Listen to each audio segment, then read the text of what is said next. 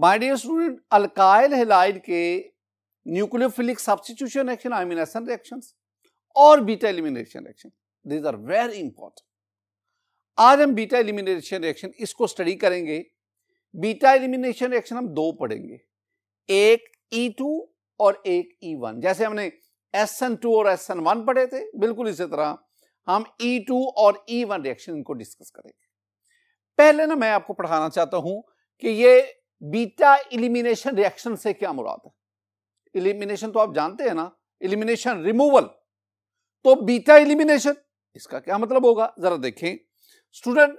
मेरे पास वो कार्बन जिस पर हैलोजन ग्रुप अटैच है, this carbon is called alpha carbon, और अल्फा कार्बन के जो एडजेसेंट कार्बन है that is called the beta carbon, beta. अब ये कार्बन बीटा, इस पर मौजूद ये हाइड्रोजन, ये बीटा हाइड्रोजन, ये बीटा हाइड्रोजन, और ये हाइड्रोजन जो अल्फा कार्बन पर है ये अल्फा हाइड्रोजन। अब हमने क्या करना है, हमने किसी रिएजेंट का इस्तेमाल करके, रिएजेंट जो आमतौर पर हम स्ट्रॉन्ग बेस लेते हैं, स्ट्रॉन्ग बेस,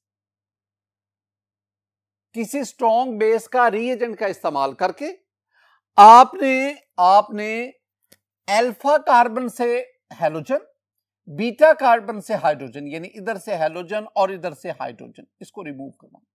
ये हाइड्रोजन ले लें, ये हाइड्रोजन ले लें, कोई लिखा, लेकिन आपने अल्फा से हैलोजन और बीटा से हाइड्रोजन को रिमूव करवाना। जब ये, यानी आपने -HX, ये आपने दो एटम्स का रिमूवल हुआ, hydrogen from alpha carbon, hydrogen from beta carbon. अब क्या हुआ, अब इन दोनों अल्फा और बीटा के दरमियान यहां पे डबल बॉन्ड बन गया, और यूं आपके पास ये प्रोडक्ट बना, ये double bond, and this product is called alkyne, ये कहलाएगा अल्कीन। और इस तरह आपने क्या किया, आपने इस एलिमिनेशन रिएक्शन में एक अल्काइल हैलाइड को अल्कीन में कन्वर्ट किया by the removal of HX। HX is called hydrogen halide. HX is an acid. Hydrogen halide is an acid. और आपने इससे एसिड को निकाला by using the strong base. Student, हमने ना चैप्टर 8 में method of preparation of alkyne, उसमें इस रिएक्शन को डिस्कस किया था। हमने अल्कीन के जो मेथड ऑफ प्रेपरेशन थे उसमें हमने एक मेथड पढ़ा था, डीहाइड्रोहेलोजिनेशन। क्या था हमारे पास रिएक्शन था, dehydrohalogenation. D mean removal, hydro mean hydrogen, halogen और एशन मीन प्रोसेस। तो वो प्रोसेस जिसमें हम किसी भी सबस्ट्रेट से हाइड्रोजन को और हैलोजन को रिमूव करवाते हैं। आज मैंने इसको नाम क्या दिया, आज मैंने इसे एलिमिनेशन रिएक्शन कहा। पहले मैं इसे क्या कह रहा था, पहले मैं कह रहा था this one is the dehydrohalogenation, और आज इसी डीहाइड्रोहेलोजिनेशन को हम कहते हैं this one is the elimination reaction. Why this one is called the beta, because the hydrogen is removed from beta carbon, इसलिए this one is called the beta elimination reaction. This one is called the beta. और इसमें product क्या बना, यहां से X और यहां से H निकलने के बाद इन दोनों के दरमियान मल्टीपल बॉन्ड बना, and the product is alkyne. This one is one of the best method for the preparation of alkyne. Student, ये जो बीटा एलिमिनेशन रिएक्शन है, ये आगे फिर दो इनकी टाइप्स हैं, एक हम कहते हैं E2 और एक को हम कहते हैं E1। अब हम क्या करेंगे, हम इन E2 और E1 को वन बाय वन इस लेक्चर में मैं आपको E2 रिएक्शन ये आपके साथ डिस्कस करूंगा। अगर आप इस ना रिएक्शन को कंसेप्चुअली समझना चाहते हैं तो माय डियर स्टूडेंट, आपको ना वो जो SN रिएक्शन थे, जो न्यूक्लियोफिलिक सब्स्टिट्यूशन रिएक्शन थे, उसमें जो SN2 रिएक्शन था ना, अगर आप E2 को समझना चाहते हैं तो आप इसके साथ साथ SN2 रिएक्शन उसको कंपेयर करते जाओ और देखते जाओ। वो तो आपने अच्छी तरह याद किया हुआ है इससे पहले जो लेक्चर्स थे उसमें। तो SN2 और E2 दोनों को कंपेयर करके याद करते जाओ। आए जरा E2 रिएक्शन क्या है। E2 reaction student one step elimination reaction, और वो जो SN2 पढ़ा था वो भी वन स्टेप था, तो ये भी one step elimination reaction in which both the atoms यानी हाइड्रोजन और हेलोजन, बोथ द एटम्स दोनों एटम्स और groups leave simultaneously are called it leave simultaneously एक ही वक्त में, यानी जब अल्फा से हेलोजन रिमूव हो रहा होता है, at the same time beta से हाइड्रोजन, दोनों ग्रुप एक ही वक्त में simultaneously concerted process simultaneous process उसमें लीव कर जाते हैं और हमारे पास मल्टीपल बॉन्ड एस्टेब्लिश होता है। This reaction is called E2 reaction, single step reaction. Student ये मेरे पास ना ब्रोमोइथेन है, दिस वन इज ब्रोमोइथेन। इसका रिएक्शन मैंने करवाया अल्कोहलिक KOH से, this one is the base alcoholic KOH। याद रखना, यहां पे एक अहम बात आपके साथ शेयर करने जा रहा हूं। आप यहां पे ना स्ट्रॉन्ग बेस का इस्तेमाल करते हैं। स्ट्रॉन्ग बेस आप कौन कौन से ले सकते हैं माय डियर स्टूडेंट? आप स्ट्रॉन्ग बेस के तौर पर ये KOH इन एथेनॉल इसको यूज कर सकते हैं। आप सोडियम एथोक्साइड इन एथेनॉल इसको यूज कर सकते हैं। आप सोडियम मेथोक्साइड इन मेथेनॉल इसको यूज कर सकते हैं। आप पोटाशियम टर्शीब्यूटाइल उसको अपना यूज कर सकते हैं। Butoxide, potassium tertbutoxide, that can also be used as a strong base. These are various reagents which are used as a strong base and these are used in the elimination reactions. मैं इन चारों में से मैं alcoholic यानी KOH इन ethanol जिसे हम alcoholic KOH कह रहे हैं उसका इस्तेमाल कर रहा हूं। अब होता भला क्या है, ये वाला कार्बन जिस पर ब्रोमीन है ये मेरे पास कहलाएगा अल्फा कार्बन और ये कहलाएगा बीटा कार्बन। अब इस बीटा कार्बन पर 3 हाइड्रोजन है। एक हाइड्रोजन मैं आपको समझाने के लिए ना CH3 है तो एक हाइड्रोजन मैं यहां ले लेता हूं, तो ये CH2 है। ये सिर्फ आपको मैंने समझाने के लिए नीचे लिखा।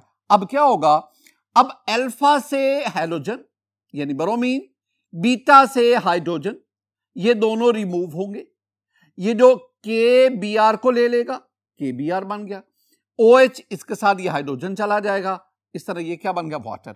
यूं अल्फा और बीटा कार्बन के दरमियान क्या एस्टेब्लिश हो गया, डबल बॉन्ड, और ये मेरे पास बन गया C double bond CH2H2 plus ये KBr बन गया पोटाशियम ब्रोमाइड, और साथ आपके पास क्या बना, वाटर। तो ये आपके पास इथीन जिसे आप एथिलीन कहते हैं, इथीन ये हासिल हुआ। Student this reaction takes place through E2 mechanism. ये E2, इसमें ये जो आपने लिया ना, इसमें जो आपने अल्काइल हैलाइड लिया, this one is primary alkyl halide, ये ज़हन में रखना। अब हम आगे बढ़ते हैं और मेन काम वो क्या है, इस रिएक्शन का मैकेनिज्म, उसकी तरफ आते हैं। My dear student, it should be kept in mind that mechanism of E2 reaction, it was first of all studied in 1920 by Christopher Ingold. इसने सबसे पहले E2 का मैकेनिज्म स्टडी किया था और इसके पास ना कई एक्सपेरिमेंटल डाटा जो है वो आया था, उसकी बेस में इसने इसका मैकेनिज्म जो इंट्रोड्यूस करवाया था। अब मैकेनिज्म क्या है जरा देखें माय डियर स्टूडेंट। ये मेरे पास इथाइल ब्रोमाइड है। आप जानते हैं ब्रोमीन पे partial negative because it's electronegativity is greater than carbon, carbon पे पार्शियल पॉजिटिव, इन सब पे पार्शियल पॉजिटिव है। जिस पे पार्शियल पॉजिटिव होता है that is called the hydrogen having the partial positive, that is acidic hydrogen. और इस पे भी पार्शियल पॉजिटिव, ये मैंने ना इस पे पार्शियल नेगेटिव, बाकी सब पे partial positive. And you know this carbon is alpha carbon, the carbon bearing the hydrogen is called alpha carbon, and this carbon adjacent to the alpha, this one is the beta carbon, ये beta carbon. अब हुआ क्या, इसमें होता ये कि आपके पास ये बेस आता है, this one is the base, ये बेस है, it has an electron pair, मैं नेगेटिव देता है। This base, this one is the Lewis base and this Lewis base has electron pair. अच्छा, पहले क्या होता था, जो जब आपने SN2 को पढ़ा उसमें भी हमारे पास ये न्यूक्लियोफाइल था, यहां भी यही न्यूक्लियोफाइल है, लेकिन अब मैं इस न्यूक्लियोफाइल को मैं लीवस बेस कह रहा हूं। पहले क्या हुआ था, SN2 में क्या हुआ था, इसने इस इलेक्ट्रोफिलिक कार्बन पर अटैक किया था, ब्रोमीन यहां से निकल गया था, ब्रोमाइड आयन बनकर। अब क्या हो रहा है, अब ये हो रहा है कि ये वाला जो है, यानी this one is the Lewis base, मैं इसे लीवस बेस कह रहा हूं, Lewis base, it has electron pair. अब ये क्या करेगा, ये इस कार्बन के साथ बॉन्ड बनाएगा, यानी ये लीवस बेस इस कार्बन कह रहा हूं, इस हाइड्रोजन के साथ बॉन्ड बनाएगा, इस हाइड्रोजन, यानी ये लीवस बेस इसमें से इस एसिडिक हाइड्रोजन को एब्स्ट्रैक्ट करता है। स्टूडेंट, जब ये इसके साथ बॉन्ड बना रहा होता है ना, ये दोनों इलेक्ट्रॉन जो कार्बन और हाइड्रोजन के दरमियान, ये यहां से इधर शिफ्ट होते हैं, आई मीन ये यहां पे डबल बॉन्ड बनाते हैं। अब इस कार्बन के ऑलरेडी 4 बॉन्ड है, एक और बॉन्ड बनेगा 5 बॉन्ड, ऐसा तो नहीं हो सकेगा। क्या होगा, ये दोनों इलेक्ट्रॉन ये इस ब्रोमीन के पास चले जाएंगे। अगर आप देखेंगे ना, अगर आप देखेंगे तो उसमें क्या क्या हो रहा है, लीवस बेस और हाइड्रोजन का बॉन्ड फॉर्मेशन हो रही है, कार्बन हाइड्रोजन बॉन्ड ब्रेक हो रहा है, कार्बन कार्बन पाई बॉन्ड बन रहा है, कार्बन ब्रोमीन बॉन्ड ब्रेक हो रहा है। यहां पे 4 इवेंट्स हो रहे हैं, 4 इवेंट्स हो रहे हैं। मैं ये ट्रांजिशन स्टेट आ गई, in this one is the transition state. मैं इस ट्रांजिशन स्टेट में इन चारों इवेंट्स का दोबारा जिक्र करता हूं। देखो क्या हो कह रहा है कि ये जो हाइड्रोजन है, ये वाला एसिडिक हाइड्रोजन जिसे मैं कह रहा हूं, इसका अटैकिंग बेस के साथ बॉन्ड बन रहा है, कार्बन हाइड्रोजन बॉन्ड ब्रेक हो रहा है, ये ब्रेक हो रहा है, कार्बन ये वाला पाई बॉन्ड बन रहा है, और कार्बन हाइड्रोजन यानी कार्बन ब्रोमीन बॉन्ड ब्रेक हो रहा है। 4 इवेंट्स हो रहे हैं, और ये चारों इवेंट्स साइमल्टेनियसली हो रहे हैं, एक ही वक्त में हो रहे। This one is the transition state. अब ट्रांजिशन स्टेट में ये चारों काम हो रहे। मैं आपको ना एक और अंदाज में समझाता हूं, जरा देखें माय डियर स्टूडेंट। ये मेरे पास इथाइल ब्रोमाइड का मॉलिक्यूल है, ये आप इसको गौर से देख सकते हैं। ये कार्बन जिसके साथ ब्रोमीन लगा हुआ, this one is the alpha carbon.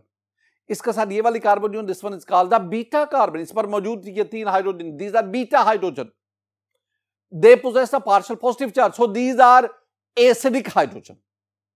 ये आपके पास ना एक न्यूक्लियोफाइल आया, मैं इस न्यूक्लियोफाइल को लीवस बेस कह रहा हूं, इट हैज इलेक्ट्रॉन पेयर। अब ये न्यूक्लियोफाइल क्या करेगा, ये न्यूक्लियोफाइल इस एसिडिक हाइड्रोजन के साथ बॉन्ड बनाएगा। अब ये कार्बन हाइड्रोजन बॉन्ड यहां से ब्रेक होना शुरू होगा, carbon carbon pi bond formation होगी, कार्बन हाइड्रोजन बॉन्ड ब्रेक होना शुरू होगा। ये 4 काम। अच्छा, एक बात याद रखना, अगर हम ना स्टीरियोकेमिस्ट्री की बेस पे उसके तनासुर में इसको डिस्कस करें, तो आपके पास ना ये चेंज इस तरह आती है। ये कार्बन जिसने इस हाइड्रोजन के साथ बॉन्ड बनाया हुआ है, यानी बीटा कार्बन जो है, बीटा कार्बन अपने हाइब्रिडाइजेशन चेंज करता है, sp3 से sp2 में लाता है, और यूं ये कार्बन कार्बन अल्फा बीटा दोनों sp2 हाइब्रिडाइज, और इनके दरमियान ये डबल बॉन्ड एस्टेब्लिश होता है। माय डियर स्टूडेंट, अगर आप इस ट्रांजिशन स्टेट को क्रिटिकली देखें, अब हो भला क्या रहा है, ये कार्बन हाइड्रोजन बॉन्ड यानी बीटा कार्बन और हाइड्रोजन बॉन्ड, इसके ऊपर ये जो हाइड्रोजन है जिसे मैं अब ये बेस एब्स्ट्रैक्ट करता है, इस हाइड्रोजन की ये जो प्लेन और ये जो हैलोजन कार्बन हैलोजन है, all these must in same plane, ये एक ही प्लेन में होना चाहिए। अगर ये सारे एक ही प्लेन में होंगे तब ही जब ये एसिडिक हाइड्रोजन यहां से एब्स्ट्रैक्ट होगा, रिमूव होगा, ये जो पाई इलेक्ट्रॉन आके पुश करेंगे और यू यहां से ब्रोमाइड आयन बन के निकल जाएगा। ये तभी पॉसिबल अगर all these occur in the same plane. My dear student, this one is the transition state, short lived, very reactive, highly energetic. अब इसमें क्या होगा, अब इसमें यह होगा ये ब्रोमाइड आयन निकल गया, प्रोटॉन एब्स्ट्रैक्ट हो गया और यूं आपके पास ये ईथीन का मॉलिक्यूल बन गया, ये ईथीन का मॉलिक्यूल बन गया। माय डियर स्टूडेंट, अगर आप इसके ना एनर्जी डायग्राम देखें, एनर्जी डायग्राम में देखेंगे ना तो ये मेरे पास हैं रिएक्टेंट्स और ये रिएक्टेंट आपके पास क्या है, ये आपके पास अल्काइल हैलाइड है और साथ आपके पास ये न्यूक्लियोफाइल जिसे मैं बेस कह रहा हूं। अब क्या होगा, जब ये एक दूसरे के करीब आएंगे एनर्जी इंक्रीज सिस्टम की करेगी और ये ऊपर की तरफ जा रहा है, यहां पे जाके ये ट्रांजिशन स्टेट एस्टेब्लिश होगी। और मैंने कहा कि ट्रांजिशन स्टेट में 5 डिफरेंट इवेंट्स इन्वॉल्व हैं, 4 डिफरेंट इवेंट्स इन्वॉल्व हैं। वो 4 इवेंट्स कौन कौन से हैं? पहला इवेंट है बेस हाइड्रोजन बॉन्ड फॉर्मेशन, दूसरा इवेंट है कार्बन हाइड्रोजन बॉन्ड ब्रेकेज, तीसरा इवेंट है carbon carbon pi bond formation और चौथा इवेंट क्या है, carbon halogen bond breakage.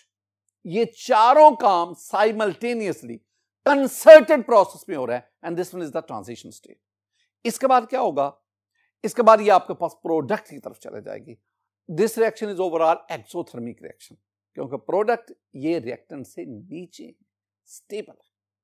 My dear student, अब आपके पास ये बॉन्ड ब्रेक हुआ, ये बॉन्ड बन गया, तो आपके पास प्रोडक्ट क्या बना? प्रोडक्ट मेरे पास बना जी सी डबल बॉन्ड सी, इस कार्बन के साथ 2 हाइड्रोजन, इस कार्बन के पास 2 hydrogen, this one is ethene plus ये BH बन गया प्लस ये ब्रोमाइड आयन यहां से रिमूव हो गया। Single step reaction. जितनी मैंने ऊपर बातें की है ना, अब वही बातें आगे रिपीट होती जाएगी। Single step, the mechanism that was discussed by Christopher Ingold. Christopher Ingold कहता है कि this one is the single step reaction and this step is slow and this one is the rate determinant. If a reaction consists of single step, that step is called the rate determining step. दूसरी बात, base attacks on the acidic hydrogen and hydrogen atom is removed simultaneously. यानी वो कहता है 2 काम, base का इस पर अटैक करना और हैलोजन एटम का, हैलोजन एटम, तो हैलोजन एटम का यहां से रिमूव होना, ये दोनों काम कंसर्टेड प्रोसेस में साइमल्टेनियसली हो रहे, एक ही वक्त में हो रहे। और अल्कीन इज फॉर्म्ड, ये the product obtained that is called alkene, I mean carbon double bond carbon. Molecularity हम क्या कहते हैं? The number of molecules taking part in rate determining step. This one is the rate determining step. Reactant के 2 molecule involve हैं, एक alkyl halide है, एक base है, तो जितने रिएक्टेंट के मॉलिक्यूल इन्वॉल्व होंगे वो उसकी क्या कहलाते हैं? मोलेकुलरिटी। तो इसकी मोलेकुलरिटी क्या है? 2। यूं ये कहलाएगा बाइमोलेकुलर रिएक्शन। बाइमोलेकुलर रिएक्शन, देखो 2 molecules, I mean alkyl halide and base, are taking part in rate determining step. So its molecularity is 2 and this one is bimolecular reaction. This one is a bimolecular reaction. मैं लिखता हूं ना E2, तो ये जो 2 है ना, 2, ये 2 इसके मोलेकुलरिटी को रिप्रेजेंट कर रहा है। स्टूडेंट आगे हम चलते हैं और हम रिएक्शन काइनेटिक्स को डिस्कस करें। माय डियर स्टूडेंट, क्रिस्टोफर इनगोल्ड उसने ये ऑब्जर्व किया थ्रू एक्सपेरिमेंट के अल्काइल हैलाइड की कंसंट्रेशन और बेस की कंसंट्रेशन दोनों जो है रेट ऑफ रिएक्शन को अफेक्ट करती है। जितनी आप अल्काइल हैलाइड की कंसंट्रेशन जितने गुना बढ़ाएंगे, रेट ऑफ रिएक्शन उतने गुना बढ़ेगा। अगर आप अल्काइल हैलाइड की कंसंट्रेशन डबल करें, रेट ऑफ रिएक्शन डबल हो जाता है। अगर आप बेस की कंसंट्रेशन डबल करें तब भी रेट ऑफ रिएक्शन डबल हो जाता है। अगर आप इन दोनों रिएक्टेंट की कंसंट्रेशन डबल करें, rate of reaction 4 time increase कर रहा है। ये जो एक्सपेरिमेंटल डाटा है इसकी बेस पर उसने रेट इक्वेशन डेवलप की और रेट इक्वेशन क्या आ गई? रेट इक्वेशन आ गई, रेट दैट्स इक्वल टू के concentration of alkyl halide and concentration of base. मैं यहां न्यूक्लियोफाइल नहीं लिख रहा, मैं यहां बेस का जिक्र कर रहा हूं। क्यों मैं बेस लिखता हूं? ये जब मैं आपको SN2 और E2 का फर्क बताऊंगा ना, वहां मैं इस बात का वजाहत करूंगा कि क्यों मैं ऐसा कर रहा हूं। स्टूडेंट अब आप देखें, इसके ऊपर 1, इसका एक्सपोनेंट 1, इसका मतलब क्या हुआ कि ये जो आपके पास E2 रिएक्शन है वो अल्काइल हैलाइड के लिहाज से फर्स्ट ऑर्डर है फर्स्ट ऑर्डर, बेस के लिहाज से फर्स्ट ऑर्डर है, यानी दोनों रिएक्टेंट के लिहाज से फर्स्ट ऑर्डर है। ओवरऑल अगर मैं rate of order of reaction लूं तो आप इनको ऐड कर लें, तो ओवरऑल जो OR है, OR mean order of reaction, that is equal to 1 + 1 that is equal to 2। तो this one is second order reaction. E2 is overall second order reaction। Student अब हम लास्ट में पढ़ते हैं नेचर ऑफ अल्काइल हैलाइड, यानी कौन से alkyl halide जो E2 रिएक्शन ये देते हैं। तो हम क्या कहेंगे कि generally primary alkyl halides they undergo E2 reactions। ये बिल्कुल उसी तरह है स्टूडेंट, जिस तरह हम कहते हैं ना कि primary alkyl halide undergo SN2 reactions, तो जो अल्काइल हैलाइड SN2 रिएक्शन देते हैं वही अल्काइल हैलाइड E2 रिएक्शन देते हैं। माय डियर स्टूडेंट, आज के इस लेक्चर में हमने जो बीटा एलिमिनेशन रिएक्शंस है उसकी जो पहली टाइप थी E2 रिएक्शंस, उसको डिस्कस की। मेरी दुआ है कि अल्लाह ताला आप पर अपना फजल फरमाए, अल्लाह ताला आप पर अपना करम फरमाए। अस्सलामु अलैकुम व रहमतुल्लाह।